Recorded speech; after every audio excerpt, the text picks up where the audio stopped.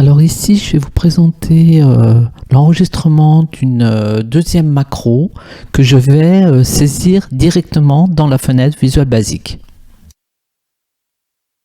Alors en fait, je peux écrire directement, si j'écris sub plus le nom de la macro que je veux créer, voilà, macro type. Si vous appuyez sur entrée, vous avez un sub. Voilà, donc c'est le début et la fin de la macro. Donc ce que je vais faire dans un premier temps, je vais faire la déclaration d'une variable.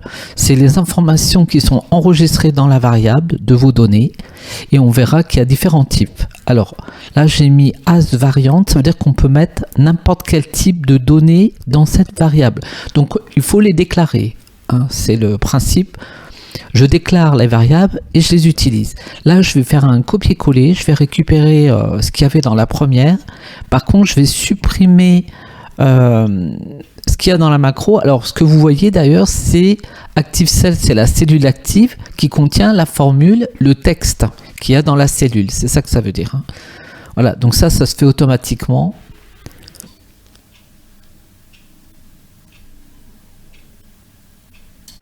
Alors ce qu'on voit là, c'est que toutes les valeurs des cellules sont entre guillemets. Voilà, bon ça c'est pour l'enregistrement. Alors, je supprime tout ça, mais ça c'est le fait de l'enregistrer. Nous on va le faire, je vais le faire autrement. Et ce que j'aimerais, c'est connaître le type des données qu'il y a dans chaque cellule. Parce qu'on va voir qu'il y a différents types, ça c'est important. Donc là, je vais utiliser la fonction MessageBox qui permet de renvoyer un petit message. Et bien sûr, le message, je vais le mettre entre guillemets. Donc, je mets MessageBox, un espace, guillemets, je mets mon texte. Je vais refermer avec un guillemet et je vais utiliser le et commercial pour rajouter la fonction typeName et entre parenthèses, je vais écrire ActiveCells.value. Ça veut dire que c'est la valeur de la cellule active. Ça va me renvoyer à chaque fois un petit message qui va me donner le type qu'Excel, le VBA interprète et va me dire ce que c'est. Voilà.